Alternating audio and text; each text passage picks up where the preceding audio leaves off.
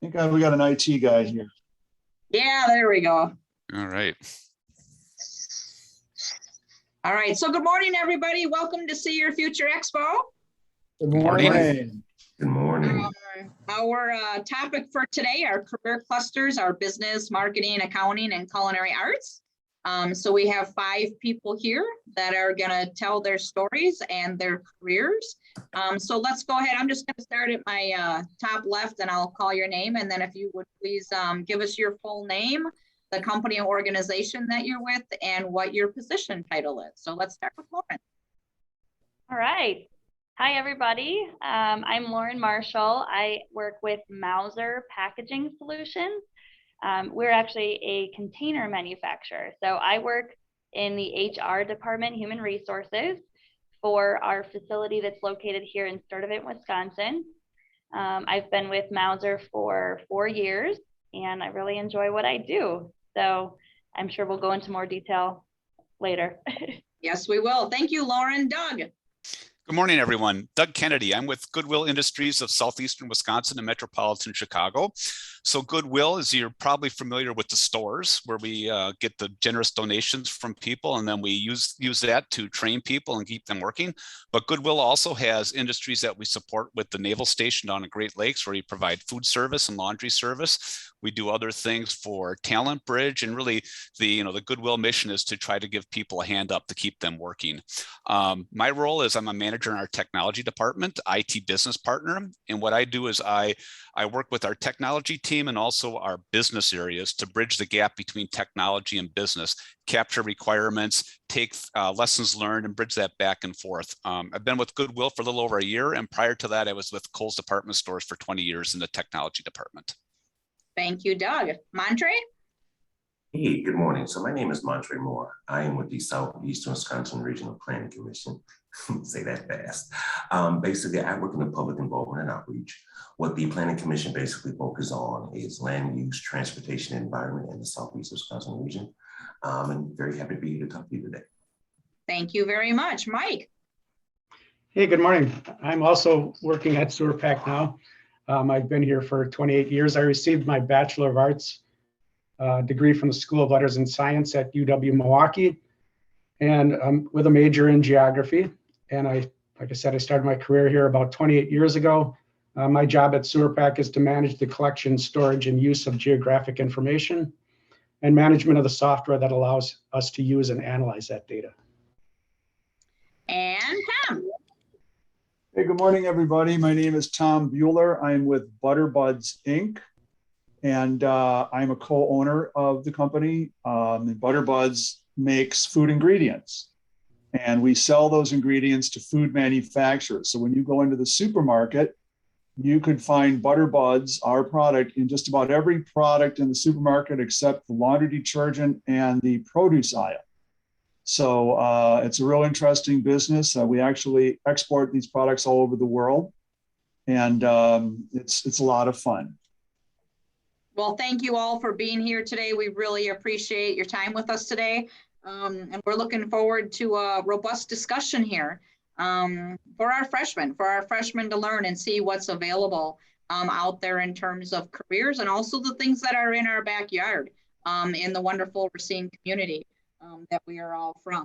So let's kind of talk about what level of skills and or education that you acquired to be in the current position that you have now.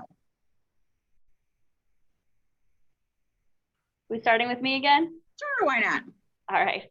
So I acquired a bachelor's degree through college in Green Bay. I went to St. Norbert College, but I did go through high school actually in Kenosha. I graduated from Bradford High School and then decided to go the college route and went into a bachelor's program in Green Bay.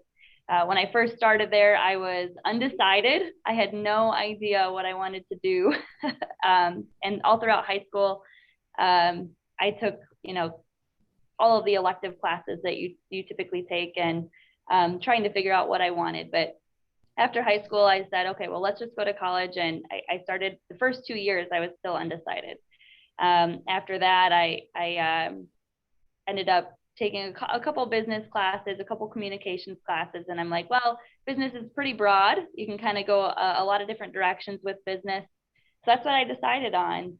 And then what really pushed me towards the HR department, or what I'm doing now, that part of my career, was internships.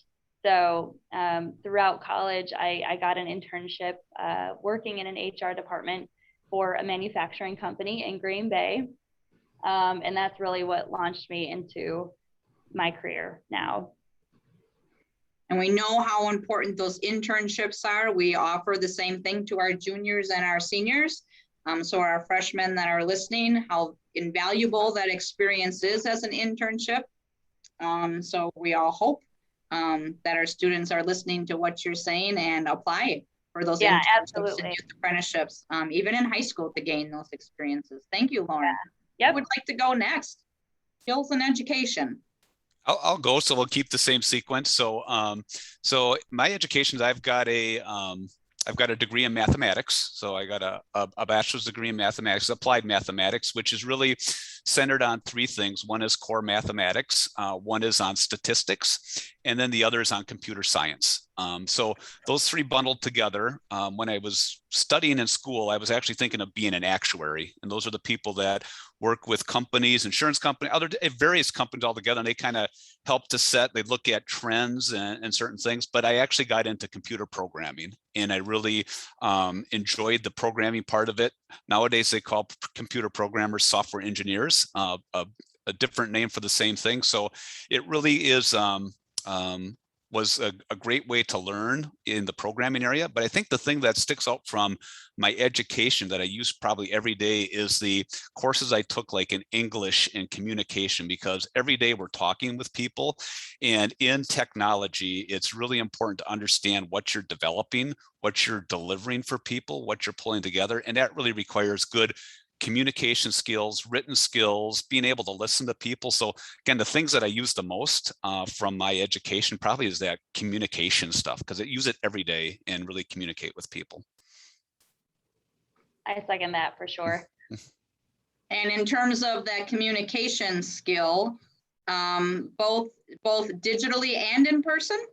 For sure. Right. Yeah. The written communication is so important to make sure you get the message, keep it concise and crisp, and do the follow-up, but also listening is really important, right? To make sure you and ask the questions of people so you understand truly what they're saying. Because ultimately in technology, the companies that I've worked for is we're doing work to support the businesses that we work with. So we're doing technology not just for technology purposes. It's either to drive sales, get expenses down, to put something new in. So it's really important to understand what is it that we're really trying. There's a problem out there that we're trying to solve, and it's important to understand what that problem is, and that requires good communication skills.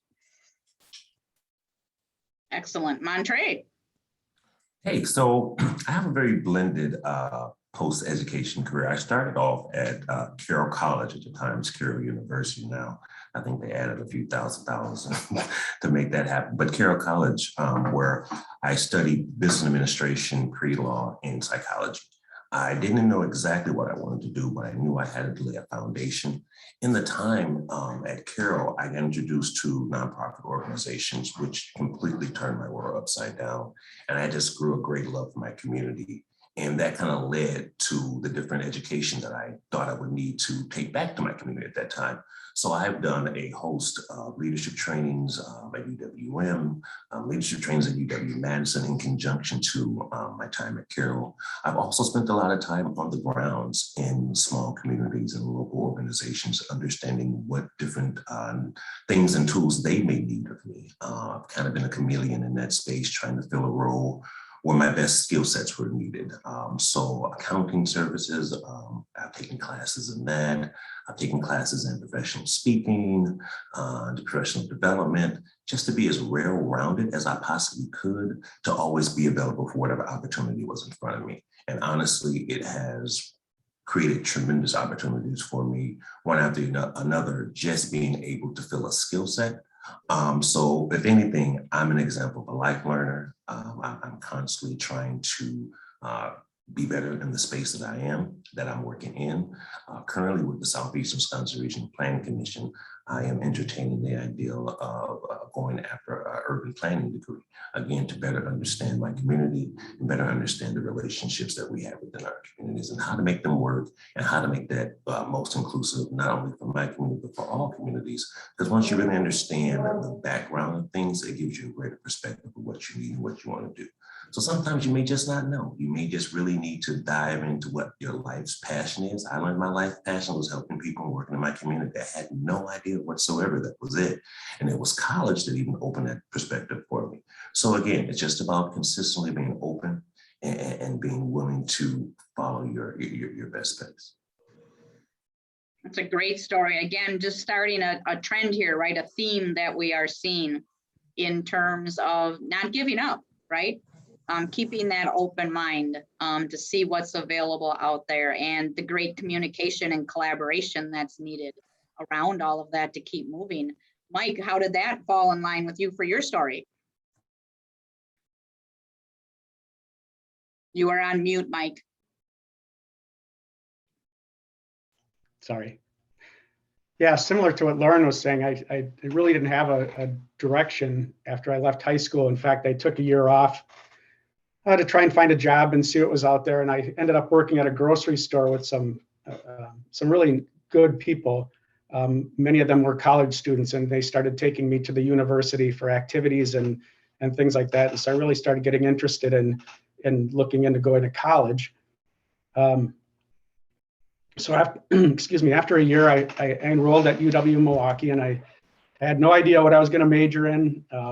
I had no idea what my interests were. I started taking a lot of elective courses, trying to dabble a little bit here, a little bit there, and find out what I might be interested in. I changed my major 3 times, and then eventually I just kept coming back to geography because I really liked maps. I like making maps. I liked looking at them. I liked seeing what people were doing with them. I was intrigued at the time with how it was becoming computerized. And I really liked working with computers. So it was kind of a blended interest there. And like I said, I kept coming back to it and finally decided that, yeah, that was going to be my major. And so I majored in geography and graduated, took a job with an operation that actually had a geographic information system, but only one license of it. And so the main person who had been working there before had seniority on me, worked first shift, and I had to work third. So I did that for a year.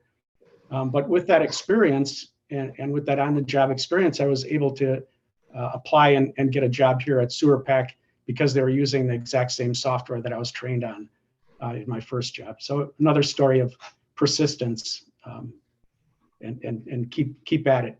Find out what you like and keep going after it until you get what you want. Yeah, and if you think one door closes, the next door opens, right? And Exactly. And do you have the determination to walk through that door, right, and see what is on the other side? Because there's always something to learn, right? There's always something to learn. Thank you, Mike. Yes. Tom.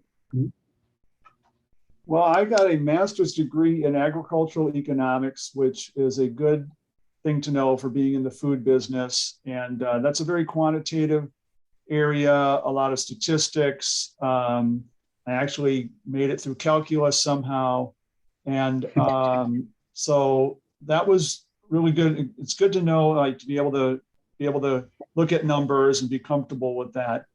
My bachelor's degree was in journalism, and I really want to reemphasize what Doug was saying about the importance of good communication, because I know that no matter what field I would have ended up in, I know that my communication, my writing ability, and then speaking ability would be very, very important and beneficial. So however a student can practice that and work on that and improve their vocabulary and ability to write and communicate clearly, it's really, really important. Somebody also mentioned listening skills. I think that's really important, something that we don't learn in school necessarily, but is so important. It's the other half of communicating, is listening.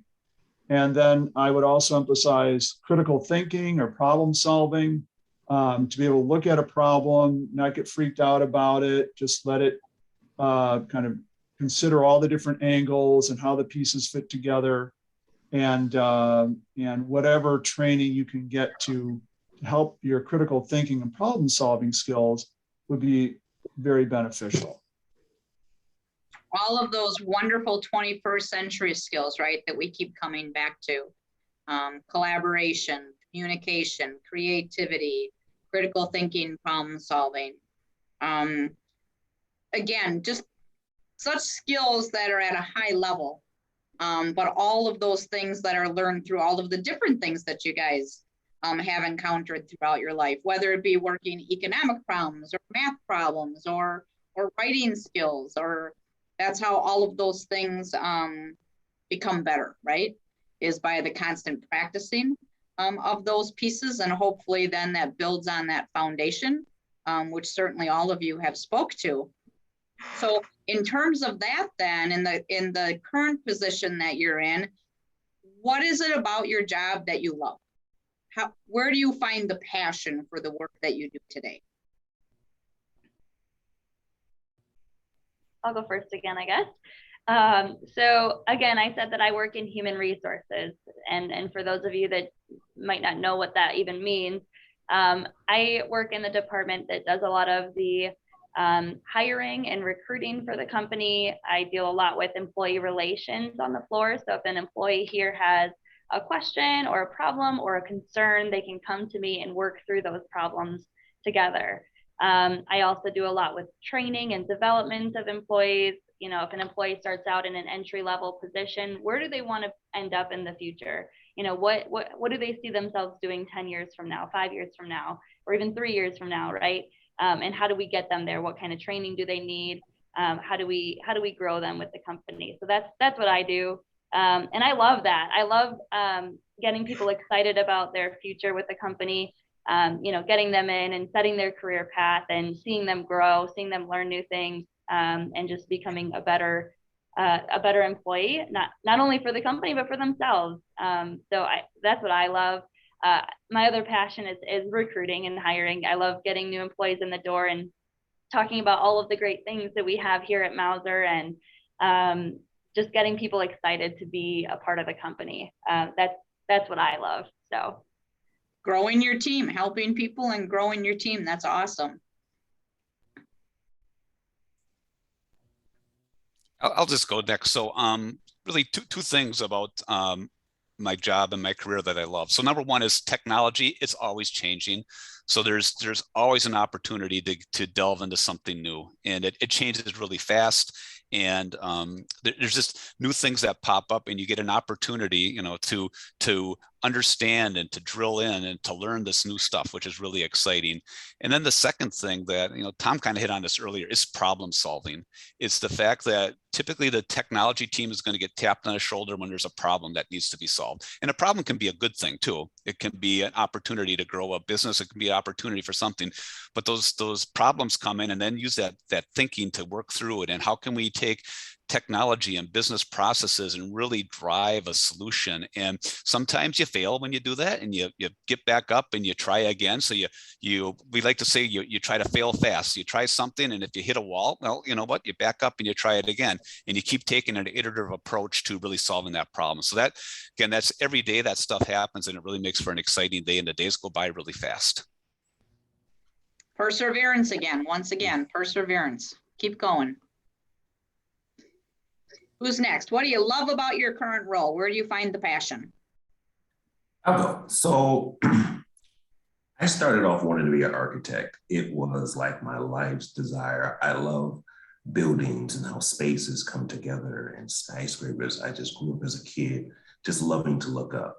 And like I said, then I got to college and I found a desire and love for my community and working in nonprofit organizations, just understanding how that space looked. And literally, I was able to put those two things together, because urban planning is pretty much like the architecture of neighborhoods and communities, and bringing that together with policy.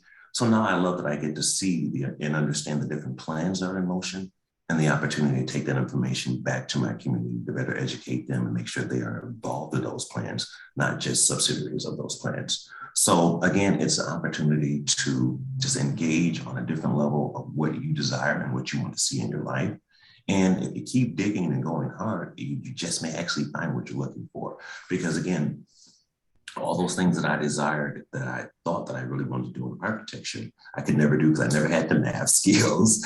And it came to a point where I just wanted to be out of that space. So there's always opportunity to just consistently have a desire to learn and have a desire to go after the different things you want. In those spaces, opportunities will come. You just got to be positioned and ready for them.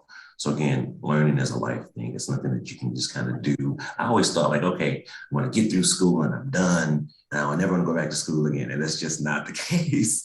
You always are in a space, even if it's for a temporary period of time, are going to need to continue education throughout your life. And believe it or not, you will fall in love with it if the passion is there, because I love learning things about how communities work and how communities can be better. That I can take that information and put it to work. So it's all about finding something that drives you and then being able to put the resources behind it.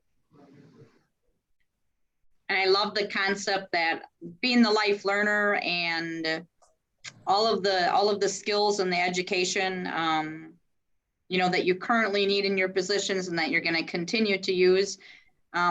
They come in all different ways, shapes, and forms, right? Some of them can be a simple, 2-hour webinar that you're attending, or a virtual conference that you're attending. It doesn't necessarily always have to be, what we would think of as a traditional school, like a 6-month course or a year-long course. That education comes in all different sizes and packages. Keep that lifelong learning going. Mike or Tom, who wants to go next? I'll go next.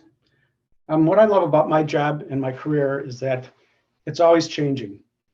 The technology is changing rapidly with the internet and internet mapping, interactive mapping, and things like that. There's always something new around the corner. Mobile GIS has made great strides in the past years. So you can collect data in the field and send it back to your servers in the office. You're using unmanned aerial vehicles to collect LiDAR data to create surfaces. There's just countless ways that the industry is changing. And my job is I rarely ever do the same thing from one day to the next. So everything from acquiring and installing software to training people on how to use it, to offering support to people who are using the GIS software, to preparing materials for the planners to take to meetings or put in reports, working with our web mapping. It's just always changing. And so I think, like Doug said, it's so dynamic that your days go by quickly and you're never bored. So I think that's what I like the most about my career. Innovation and creativity hand in hand. Exactly. Keeps you going. Makes you get up every single day. Yep, exactly. Tom, what about you? How did you end up dealing with butter? I mean, explain that to our students. How are you passionate around butter? Well, butter is the basic raw material, but the business is really about people. And at Butterbuds, we've identified the values that motivate our company. And one of them is to promote and respect the power of diverse individuals working as a team. So that's what I enjoy the most, is that it requires a wide variety of talent and skills to make this business work. And seeing those people come together and share those skills and talents and complement each other to form a team, it's a very powerful experience and a very enjoyable one. I think it's so interesting that it doesn't matter, right? It doesn't matter if your product is working with people and working with your community, or helping others in some way, shape, or form, or developing a new type of product, or sending a product out your doors.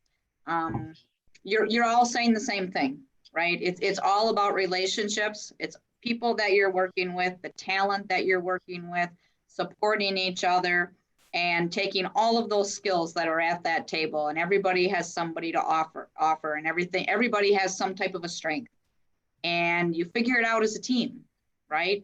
And that's what keeps you moving forward, and that's what drives your passion. And I think that's so important for our young people to hear today. So if I were to ask you, as you're old age self now as an adult, if you could go back to being a freshman in high school, what advice would you give your 14, 15-year-old self?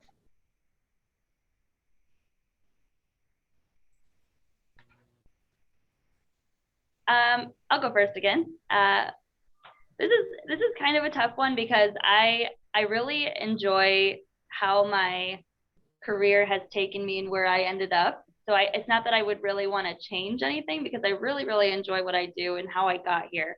But I would go back and I would tell myself that, education is really important. And we've mentioned a couple times on the call already that, learning and development is important throughout your lifetime. So to really tell the students, or what I would tell myself is, really put a focus on school and your education, and focus on your passions and where you want to be.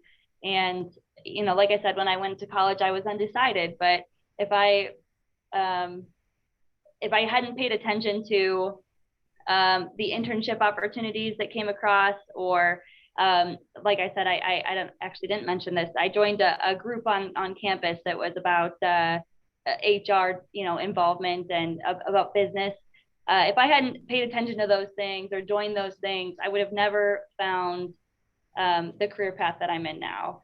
So, like I said, I wouldn't change it for myself. I wouldn't go back and tell myself to do something different necessarily. But for you guys on the call, I just say, just pay attention to those things and branch out, try new things. Even if I would have never thought myself to be in a business career like this, but branch out, find something new and try it. Don't be afraid to fail.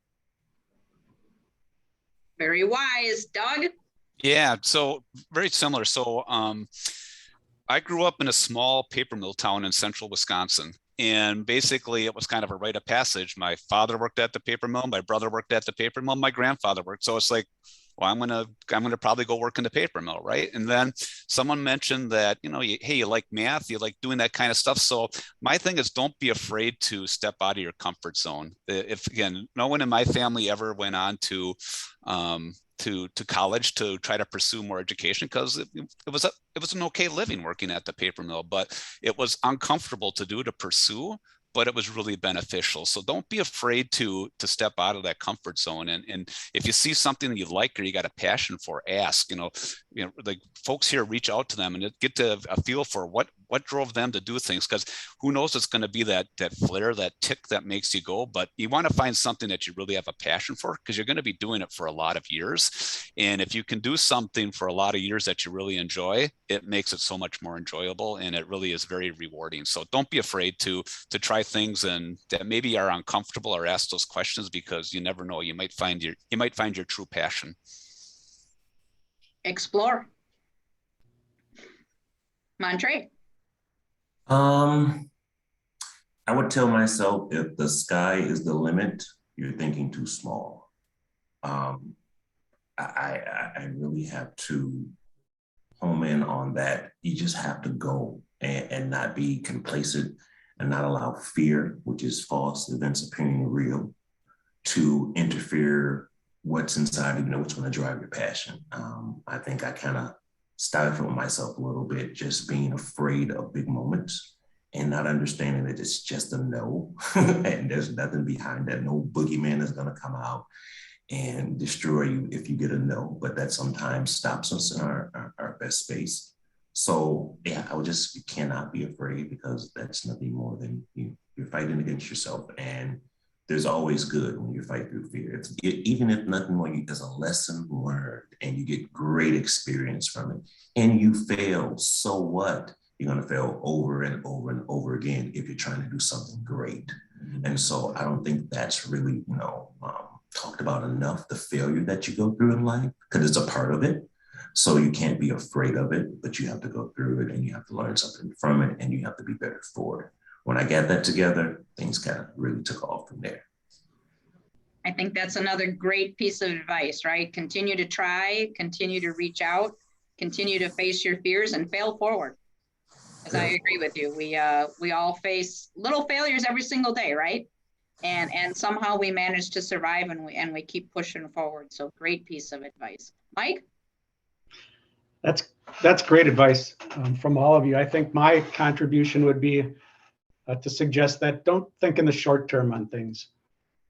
4 years might seem like a long time when you're young to be going to school, to be going on to further your education, but it really goes by quickly.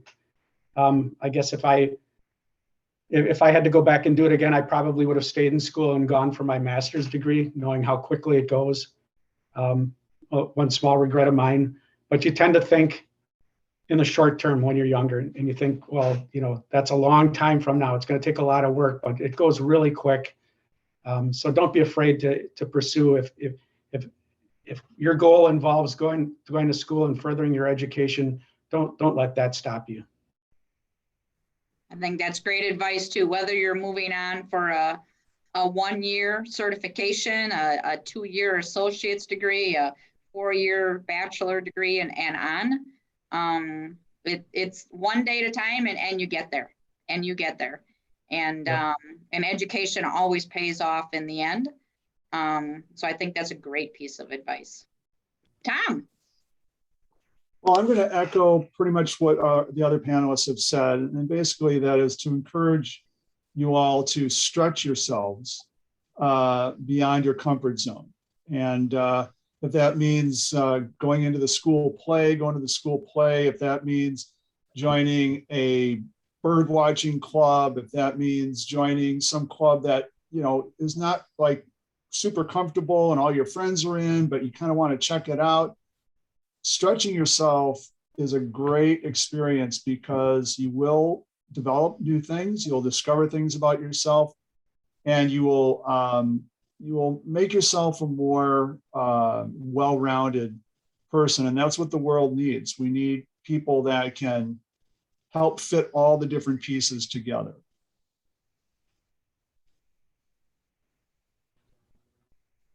Those are all wonderful thoughts, people, all wonderful thoughts. And again, going back to whether you're a freshman in high school or whether you're a working adult, and what we want to call the real world at this point in time, we all face those same obstacles. We all face those same hurdles. And you have to keep pushing forward. You have to keep pushing yourself.